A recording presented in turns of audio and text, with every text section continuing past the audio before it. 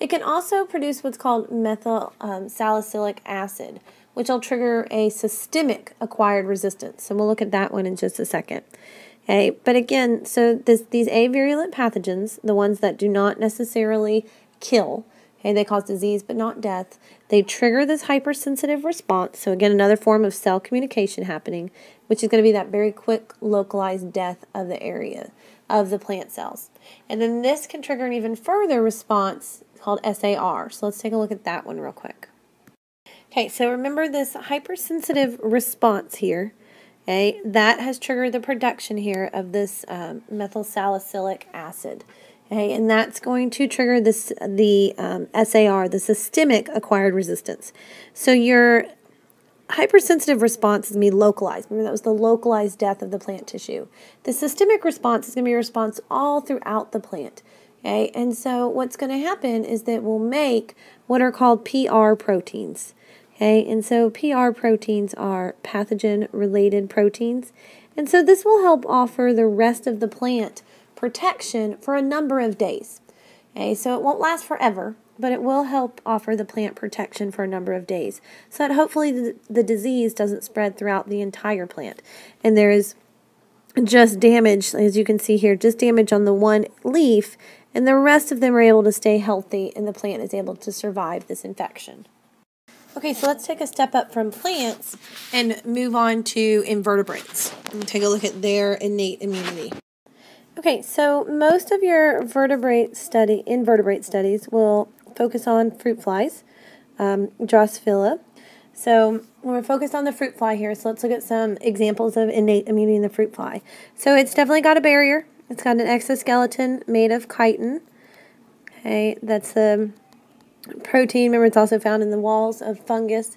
So we've got an exoskeleton or a physical barrier made of chitin. Chitin also is found in the digestive tract.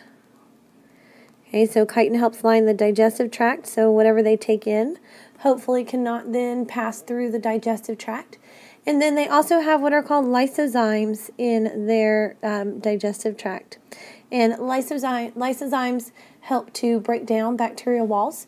We have lysozymes in our tears, okay, that help us to break down any bacterial pathogens that can get into our eyes. Okay. They also have some other form of innate immunity if something actually gets inside of them.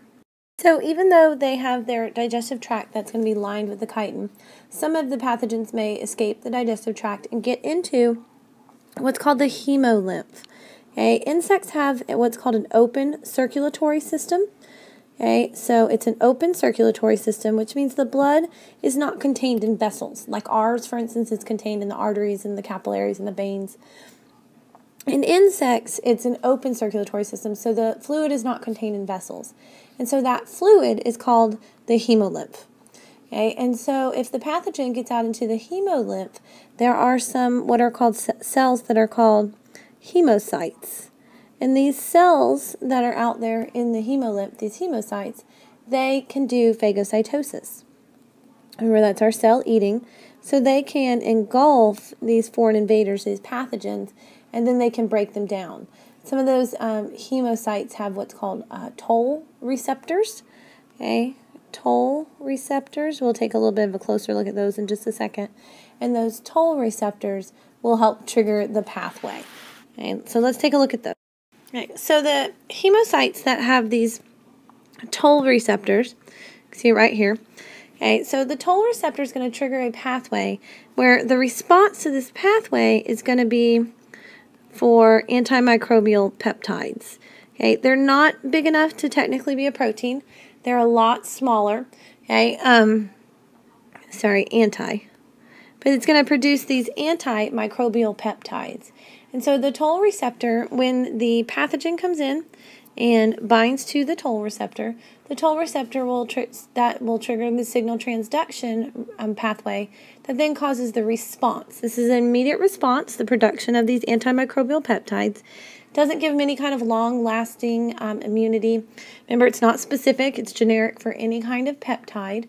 Okay, and those toll receptors are binding to those PAMPs, remember, which are a kind of signature molecule that are going to identify that this is a pathogen or a foreign invader.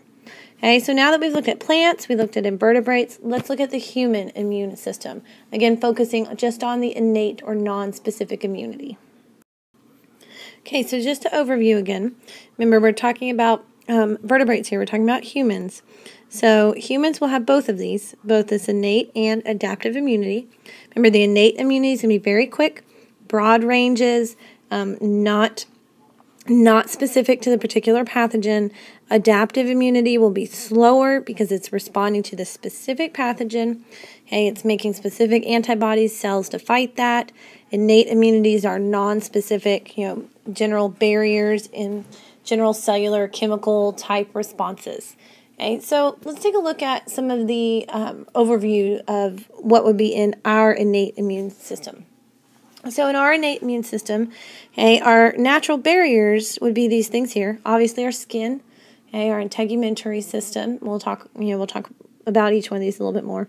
Okay, our mucous membranes, all of the openings to the outside, nose, mouth, anus, they're lined with mucus. That's going to help trap our pathogens, okay, as well as the cellular response.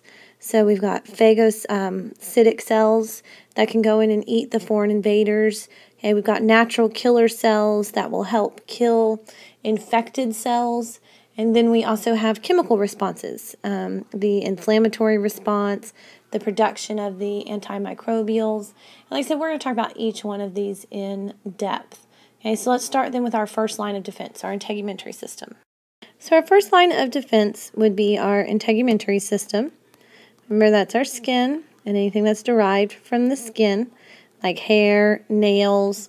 Okay, again, this whole rest of this is only focused on innate immunity, non-specific immunity. So our first line of defense, this integumentary system, is definitely going to offer, obviously it's going to offer a physical barrier. Okay, and one of the things that helps it form that physical barrier is a protein called keratin.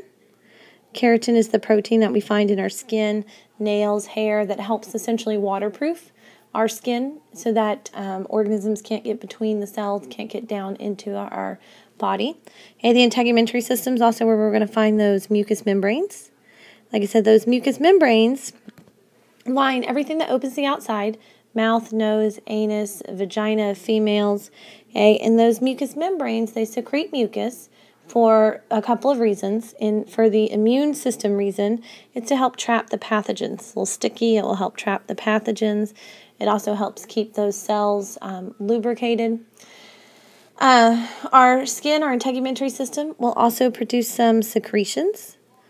Okay, secretions that range from the lysozymes that we mentioned, things that make it more acidic. So some of these would be things like tears, okay, sweat, oil. All of those things are going to be, they're toxic to some bacteria. Our tears contain lysozymes. Remember, we talked already about lysozymes that help break down bacterial cell walls. A lot of the sweat, the oil, they'll help lower the pH, take the pH down to somewhere between 3 and 5, which is too acidic for most of the bacteria. Okay. The skin also naturally has tons of bacteria that live on it. Okay, so the natural bacteria that are there that we want to have there, okay, they're pretty good. And so what'll happen is they will outcompete the pathogens. And so they can help prevent the pathogens from taking hold because they're essentially better at them at functioning. Okay, the various body passages. Okay, let's look at what each of those do to help prevent pathogens from getting in. Okay, first one we have here is the trachea. Okay, that's the one we have here. That's the one we have the picture of there. Okay, so the trachea has two things that help with it. Okay, it's got mucus-producing cells, which would be all of these guys. Okay, and then it also has ciliated cells, which are all of the furry-looking ones.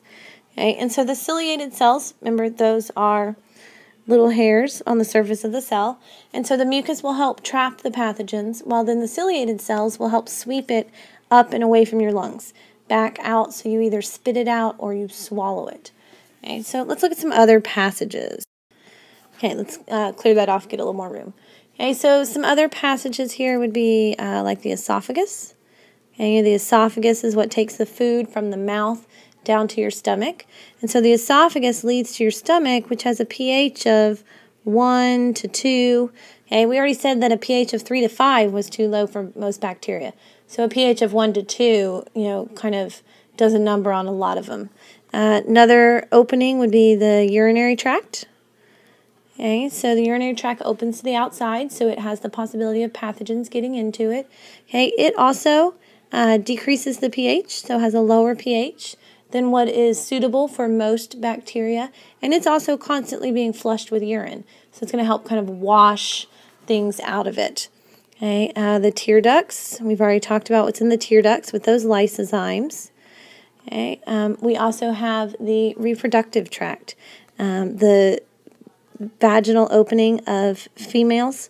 Okay, again, we've got a decrease in pH here, so it makes it unsuitable for most of the bacteria. Okay, so let's say something got in. It got past this first line of defense and it gets into your body.